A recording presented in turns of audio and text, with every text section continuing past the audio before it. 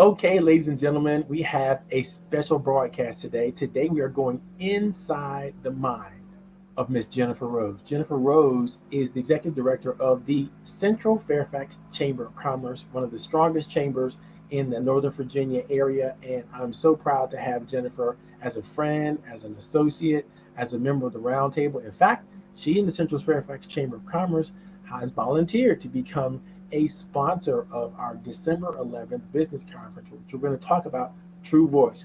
And for those of you all who are not familiar with True Voice is literally the definitive system to help entrepreneurs and business leaders understand how to project their best selves into everything that they need to do, how to communicate their desires and wishes in a way that others are going to see and accept and understand who they are and what they're all about. So, a part of the questions that we're going to ask, even inside the business mind, with Jennifer comes through the True Voice system. So, I'm sure you're going to have a delightful time. I always have a delightful time with Jennifer. So, hold on to your seats because we're going to have some fun. Are you ready to go? Ladies and gentlemen, without further ado, here's Miss Jennifer Rose. Welcome to the show, Jennifer. How are you? I am so happy to be here, Marvin. You're a brave man going inside this mind. Jennifer, it's been always lovely knowing you and being just a part of your success over the last few years has been a sort of, I see it as a tremendous gift for me to be able to see you, grow and become the leader that you are today. You're just an amazing, passionate leader for the chamber. And I don't know what they would do without you. I'm sort of glad we have you. So I'm going to put that out there right there. It's very, very important that people of the community know how to work with organizations. Even in the business world, we kind of think that business is business, but business is a part of the community. And people who like you who understand that and help entrepreneurs and other business leaders understand their connection to the community make all the difference. Because sometimes we can get caught. I know as a business owner, we can get caught up in the wrong ideas. Profitability is important, but it's not everything. And you got to make sure that you're supportive in the communities and being active in the communities that you exist in. So I thank you for being on that vanguard and protecting the business environment, so that we can do other things other than just whatever our business is at the time. But you're going to be a sponsor for the December 11th conference coming up, which is really exciting, really fantastic. I love this conference. Um, this is one of the quarterly conferences that I've attempted to do in the past, but I'm going to pull off actually in this year. Come in 2022. Is that the next year coming up? It is. This is going to be one of many quarterly conferences that we do. And so for all of our sponsors, they'll get to be sponsors throughout the whole year. So they'll be able to see and participate in all the conferences coming up. So I'm glad that you opted to do that. And we really appreciate it and everything that you're doing because of it. But today is about inside your mind. We're trying to figure out like what's going on in there in that little twisted, deviant, brain of yours. Let's talk about it. Let's talk about Jennifer Rose. Tell me right up front, you know that that the business of the roundtable, which we're both a part of, is really all about teaching and learning how to better communicate, better encourage one another, and to better collaborate with one another. And all three of those things are super favorites, and everybody loves them. But if you had to choose which one of those key ideas is probably your favorite and why? You know I love all three of them, but I'm gonna go with collaboration. We are a small chamber, and my whole career has been in the nonprofit sector, where the power of leverage is important, and collaboration is such a great way to leverage resources and to share knowledge.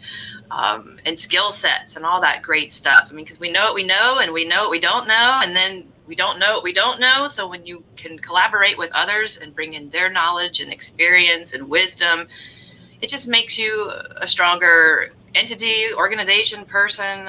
So I'm going to have to go with collaboration. So Final answer.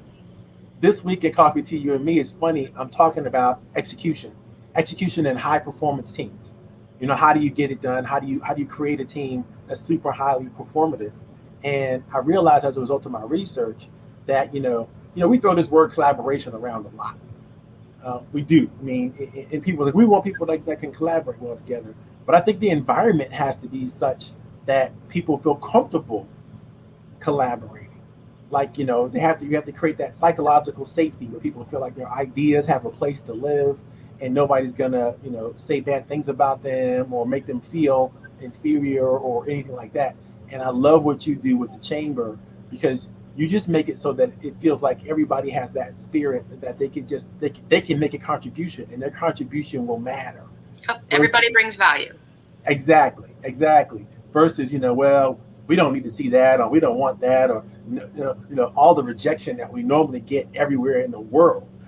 you know, we should be able to feel safe with our chamber. We should be able to feel safe in our groups and our teams and everywhere we're meeting, so that the best can come out when Mhm. you are, when you feel safe. When you don't feel safe, who wants to play in that environment? Not That's me. Community and family is what it's all about, and my right. chamber is always family. I love that. I love that about. I knew you would say that, I love that about working with you and just being a part of where you're going. It's just a great thing. Um, I know that you have been a member of the chambers, and you've been a part of the Rotary Club, and you've done so much in the community, in your previous experience. But what do you love most today about what you get to do right now? Oh, come on, Marvin. I'm a helper. I love helping people. I love connecting people. I love seeing them succeed, grow, thrive. After the last year and a half, almost 2 years, survive. I am a helper and a connector, and that's what I love the most. It never feels like work, even when I get behind and making those email introductions or what have you. Um, I like to help people. I always have. It is ingrained in my DNA. It's who I am. So I got a challenge for you. This is the challenge question. COVID-19. Mm. How have you dealt with having to be on all these video chats and video conferences and so on and so forth? And how are you dealing with the transition that seems to be really slow back to, I guess, business as usual? Do you see it coming back to business as usual, or we always now exist in this hybrid environment? What do you think? Uh, Man, that's like the $1 million question. You know, I hate all the video stuff. I'm a hugger. I'm a people person. I need the energy from people live and in person. But I also recognize the value and efficiency of videos. I mean, like today, I'm in my office, you're in yours.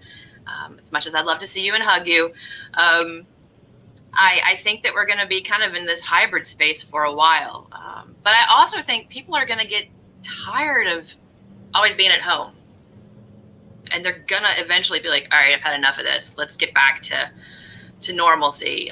But it's Right. going to take a while, I think. But I think it's going to happen.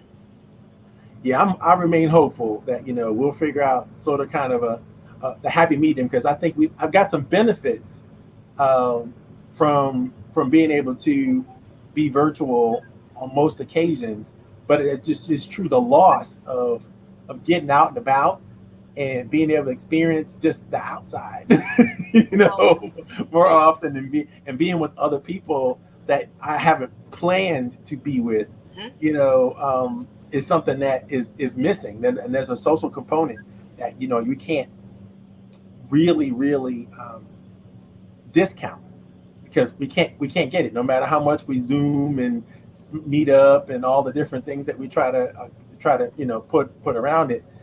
That's missing. What I feel sorry for is the kids who literally they don't know anything else. Like the young ones who just started school, Yep. they don't know. I mean, it was already hard enough with, Right. as you know, I have a couple of teenage boys, and it was already difficult to pull them away from their phones, to look at people in the eye and talk to them and shake hands and know how to have conversations with people. And now it's going to be 10 times worse because the kids only know this. I think the challenges of the future, though, are going to demand that we kind of, although our brains haven't caught up to this type of interaction, in terms of how we've evolved as human beings, I think the challenge is going to be for us to do everything we can, um, to to learn and to grow, even in the virtual space. Unfortunately, feels like. I don't think we have a choice because I know a lot of people are not going back to work. I just heard a term the other day. What was it? Blew me away. The Great Migration. No, it was about the people leaving their jobs and never Great coming back. resignation. Oh my God, the Great Resignation. What is that all Yeah, about? it's true. It's true. My husband's one of those statistics because he retired this year. Mm-hmm. It's not gone back yet, but I also read somewhere that us Gen Xers are the fastest growing group of entrepreneurs. That's true. So many of us, we've left the workplace and we're doing our own thing now. And I think that's very cool and very exciting. That's very cool. And you're right. Yeah, the Great Resignation. Interesting stuff. Interesting stuff. And I'm always kind of combing the business pages and perusing for the next new idea. And I think that we're poised. I think the chamber is poised. They got the great leadership in place, and you're. I don't think they could have found anyone else who in this area who are best with volunteers as you are. I mean, you're just motivating somebody who to do what they need to do and not get paid to do it, but still enjoy it and have fun. Man, that's the true level of leadership that's called for today's leaders. And you got to jump on all the rest of us. I'm a little bit jealous, that you get to play in this area. I'm like, wow, she gets to do this and wrangle all these volunteers together. Which brings me to my next question. Okay. I know that you chose to be in the world of professional associations from the world of traditional nonprofit. What made you choose this direction or this profession for your career? And basically, why did you do this initially, and how is it going? All right. Well, I mentioned earlier the nonprofit space is like in my DNA. I've had many family members that have run nonprofits in the social services industry and things like that. I've been a lifelong volunteer. But when I was at the University of Virginia, my fourth year, I did an internship with the United Way. And that kind of sealed the deal for me that, yep, this is what I want to do. It was challenging. It was frustrating. It was rewarding. And I just loved it. I fell in love with it. Every day was different. So that's kind of what set me on my path. And I kind of landed in a space of development and communications work, fundraising, in-kind fundraising. That's the non-monetary donations in kind, for those of you who didn't know. I had initially started being interested in volunteer management because that was what was most challenging of my internship, was trying to get my friends to volunteer to help execute events and things that we were doing for the United Way. But I kind of landed in the fundraising space, and I loved it. Very rewarding. Got to do event planning, got to manage volunteers, got to raise money, got to be told no an awful lot, develop some thick skin. And when the chamber opportunity came along, I have known our board chair for many years. We're both long-term members of the Fairfax Rotary Club, and I used to pick his brain a lot on things that I was trying as I was taking my previous employer's development program to the next level. And we got to talking about the Central Fairfax Chamber, and I knew that it had been experiencing some pretty significant challenges and had nearly gone the way of the dodo. I mean, it nearly died. And the more we talked, and I learned that they were ready to hire somebody again. And initially, he's asking me if I know anybody that might be good for a part-time position that would grow into full-time. And I'm racking my brain because I'm a helper. Who do I know that has left and is coming back? And then one day I was like, wait a second. I think I'd like this challenge. How cool would it be to take this chamber that has a 60-year history in the community, 64 years now going on, and breathe life back into it and bring it back even better than it was. And that's, I went home and told my husband, I said, I think I want this job. And he's like, well, duh. So 4 years ago, I put my notice in and said, I'm going to do this. And it was a leap of faith because I was going from a full-time job to this 15-hour-a-week, 6-month contract gig. And here I am 4 years later working a 40-hour, let me rephrase that, getting paid for a 40-hour work week. We all know I work many more hours than that. And I've just hired a marketing assistant. So now I have a staff person under me. She just started on Monday. I'm so excited. And that's how I got to where I am today. That's super awesome. You know, you just reminded me like Jennifer Rose is in the resurrection business. She could take your organization and bring life back to it. That's great.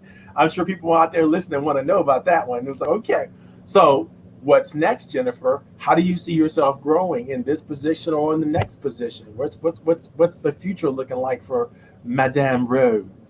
Well, there's still a ton of work to be done here at the Central Fairfax Chamber. And, as much as I hate stupid COVID, it is one word in my vocabulary. It actually did a lot to help me demonstrate the value of a Chamber of Commerce to a business owner. Right. Before COVID, they would just think of the chamber as, oh, yeah, that's that networking happy hour thing. I show up, I sip my wine, I exchange business cards. Maybe I follow up with the people I meet, maybe I don't. And that's what a chamber is. Right. That is like the smallest piece of what a chamber is. And, when COVID first hit, I wanted to stick my head in the sand and ride out, the 2 months it was going to last. And I quickly realized, nope, this is happening. And we need to step our game up because my members, these businesses, they need help, and we're in a position to help them. So my work is never going to be done here at this chamber. There's still many things that need to be done. I want it to be a 5-star accredited chamber of commerce, and it will be one day. Not soon enough in my mind, but I had 85 members when I started, and a lot of bad mojo to deal with. When people have bad experiences, they remember it forever. Right. When they have a good experience, they don't want to say anything about it. Come on, people. They want to keep it to themselves, right? Praise when praise is due. Leave those good Google reviews. Yes. But I did a lot of listening and talking to people and owning, like, yeah, the chamber, it sucked. I know why you left, or I know why you never joined. But guess what? We're turning things around. There's a new sheriff in town. And here I am today at 220-ish members. I've lost a few members here at the end of the year. Folks that are the Great Resignation, leaving where they are, doing something different. But I'm always working to improve that value of membership, that return on investment. What else can I do to help these business folks? Because y'all are busy running your business. You don't have time to research things, to find out what's going on with the city of Fairfax's stormwater utility that's being proposed. How's that going to impact my business? Right. I pay attention for you. I report back to you what you need to know. I try to save you time. I try to save you money. I try to give you what you need so you can just keep doing what you do best. And there's, like I said, still lots to be done to position this chamber to be the premier chamber in the region. There's a lot of competition. There's a lot of chambers in Northern Virginia, a couple of dozen. We all play well together in the sandbox, and we're all a little different. We have our niche demographic or the things that we specialize in. But, there's a lot of choices for people, and I want to stand out as being like, oh, yeah, this is the one I've got to be a part of. I still have my part cut out. Getting that one staffer is a big step forward. Let's talk about what you just said for a second. The differential advantage of if you had to say the differential advantage that you could shout to the world of the Central Fairfax Chamber of Commerce, what would you say it is? What do you all do better than most?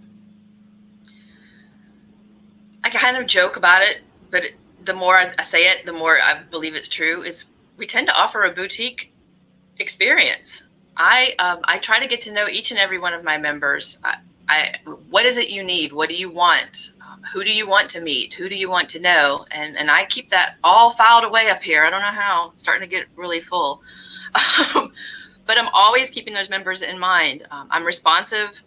I've heard people that have reached out to me to participate in things. They've reached out to many chambers, and they're like, Jennifer, you're the only one that responded. And I'm like, really?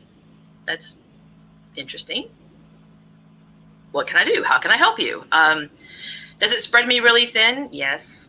Do I bite off more than I can chew? Yes. But it's important. It's important to strengthen that business community. I know you've heard me say it, and it really is cliche, but strong businesses do make strong communities.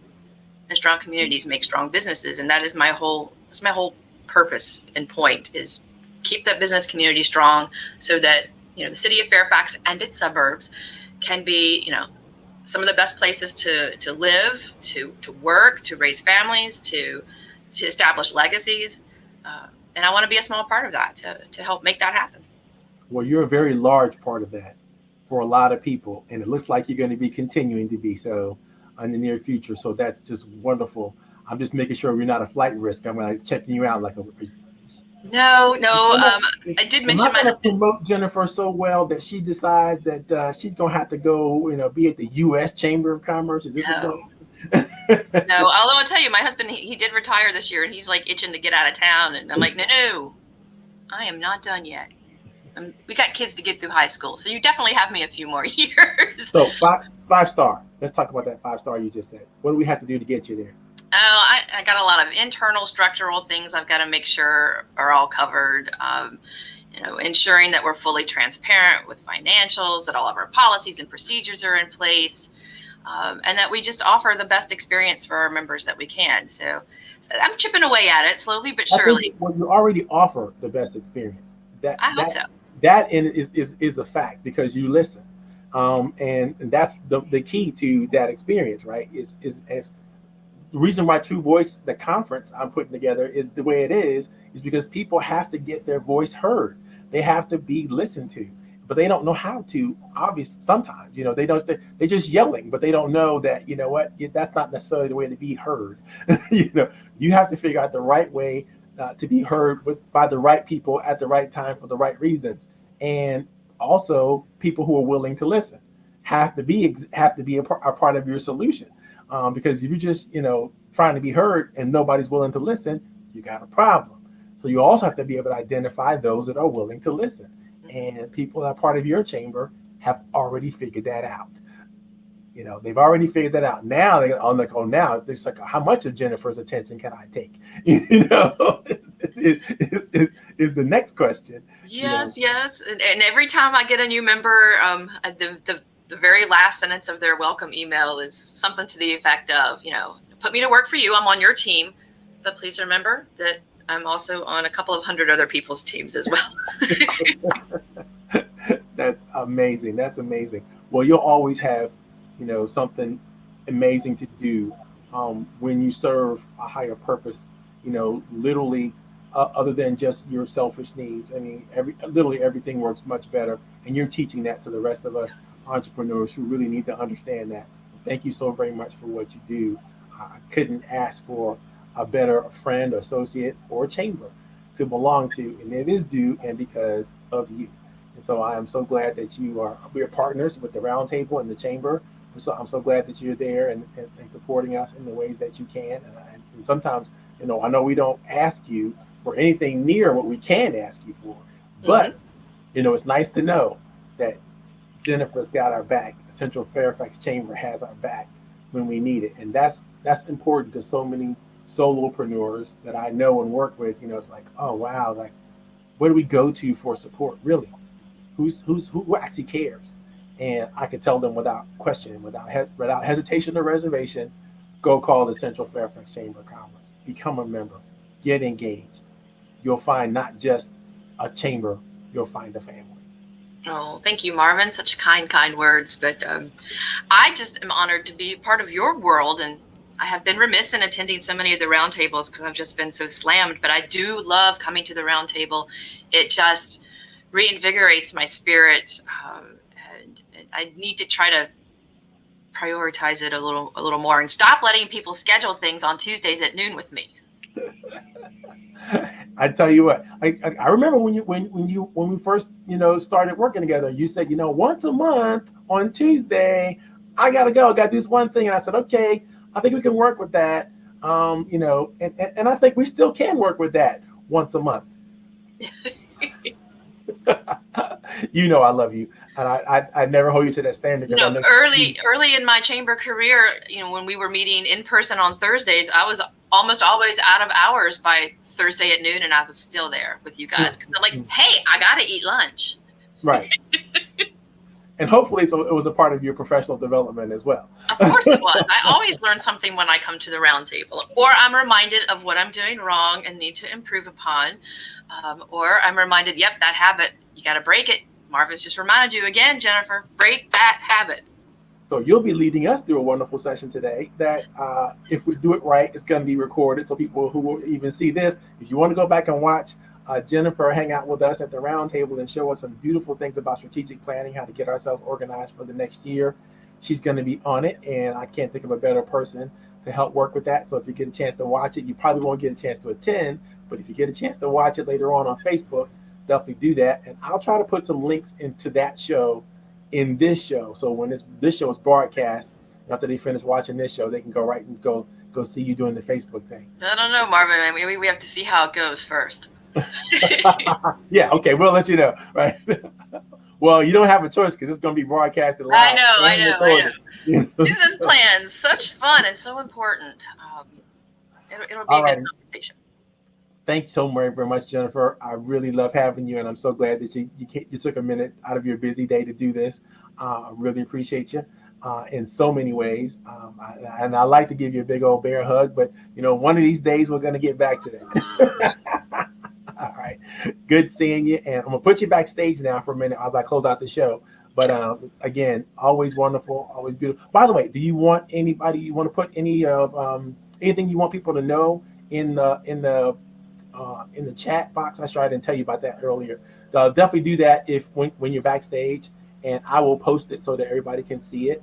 So if you put something in you can put it in the private chat section. If you want to put a link or phone numbers or anything you want to say or share with the listening audience, they'll be able to pull it off the chat. Fair enough? All right. All righty. Have a good one. Bye-bye. Ladies and gentlemen, you just experienced the lovely Jennifer Rose. She's the queen of networking and everything that is great and good here in the Central Fairfax Chamber. And so we're so glad to have her part of what we do. We're so glad to have her part of the show today. If you want to see more of Jennifer, you might want to check her out at the Central Fairfax Chamber. And she'll be sharing some information about how to get in contact with her and all that good stuff in a second. I'm also going to post for you all who are listening to this, and when you go back to it and look at the chat, I'll be posting links to the conference that's coming up on December 11th with the Central Fairfax is one of the sponsors of that conference. This conference is literally for the benefit of another organization who's also sponsoring called the Hopewell House. Hopewell House works on mental and emotional needs for everybody in the Northern Virginia area, and they have a residence program as well as a non-residence program, and it's just going to be exciting to work with them.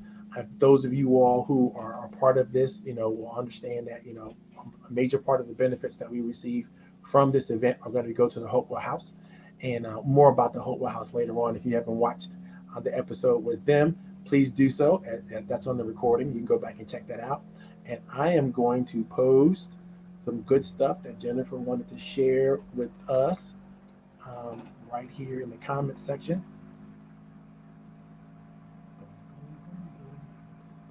which I can't do right now. I have to wait until it's live. So anyhow, we will talk to you guys later. Signing out. Welcome to Inside the Business Mind. I hope you had a great time. I know I did, and we'll chat again soon. Bye now.